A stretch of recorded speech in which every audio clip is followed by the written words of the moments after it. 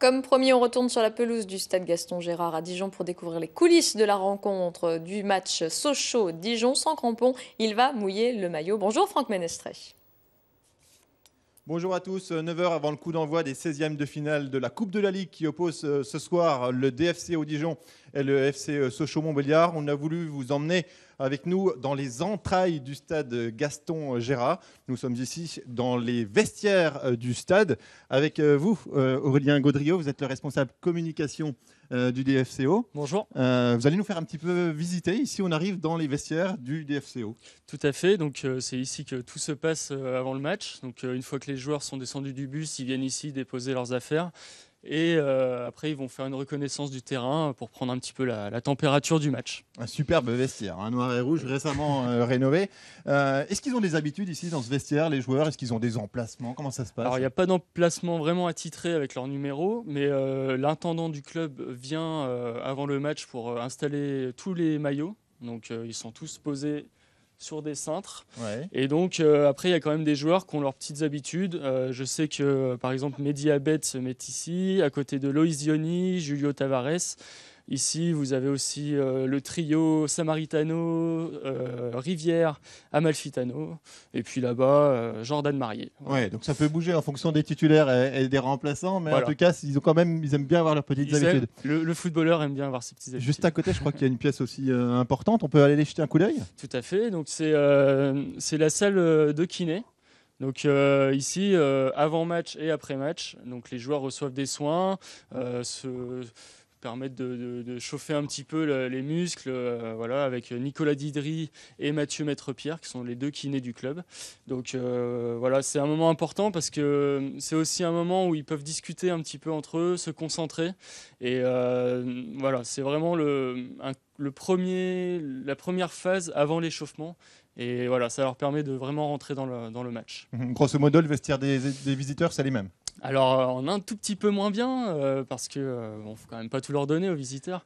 Un peu moins joli, peut-être. Je plaisante, oui. Un peu moins joli. Un petit peu moins joli en mobilier, mais il y a tout ce qu'il faut pour bien se préparer. On est fair-play à Dijon, il n'y a pas de problème. Merci beaucoup Aurélien. Alors quelqu'un qui se prépare aussi, ce sont les journalistes.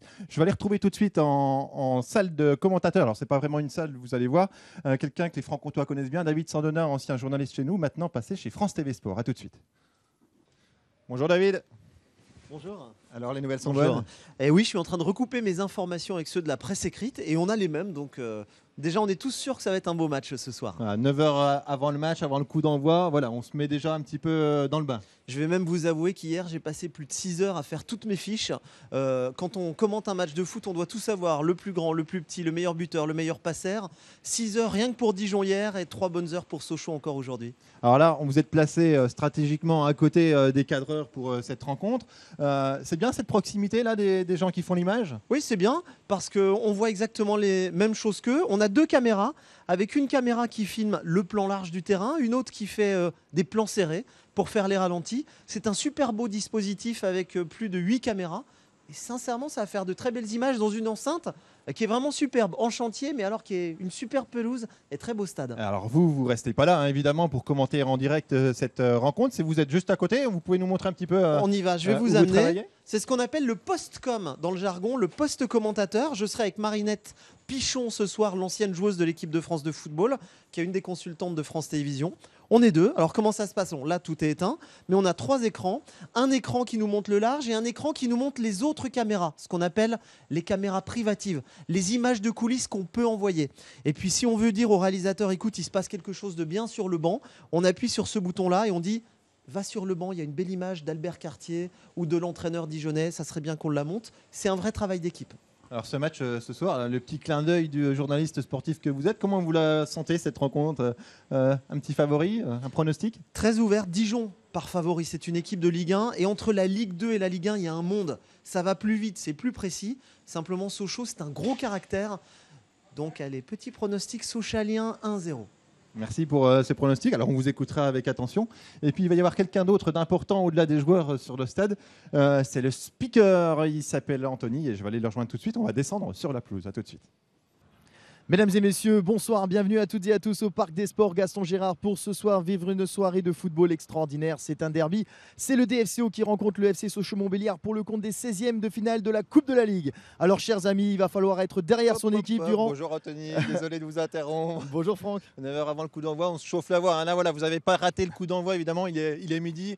Voilà, on se prépare un petit peu. Oui, tout à fait, on se prépare. J'aime beaucoup venir en amont des rencontres quand le stade est vide pour me mettre un petit peu dans ma bulle et se préparer dans les meilleures conditions pour être vraiment prêt pour le coup d'envoi. Alors le petit clin d'œil, hein, c'est la bonnette micro de l'Euro 2016.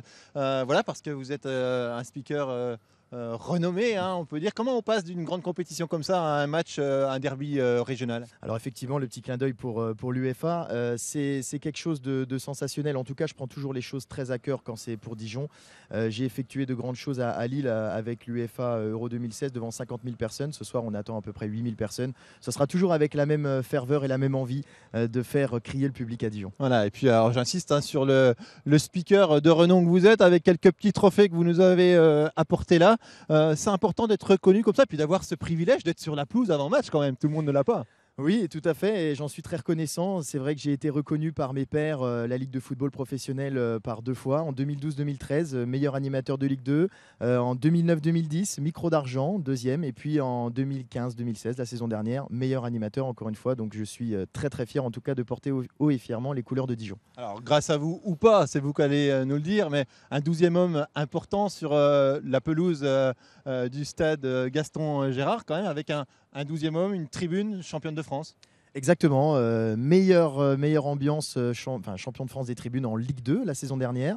Et également cette saison, il faut le noter, le DFCO, à l'heure où on parle, est leader du championnat de France des tribunes en Ligue 1, donc considéré comme l'un des meilleurs publics de France sur la partie animation, ambiance, encouragement et animation de la part du club et des supporters. Merci beaucoup Anthony, hein, pour ce témoignage et pour ce privilège que vous nous avez permis de venir aussi sur la pelouse. Alors je vous rappelle, hein, le derby ce soir, 16e de finale de la Coupe de la Ligue, DFCO FC Sochaux, 21h05 précise sur France 3.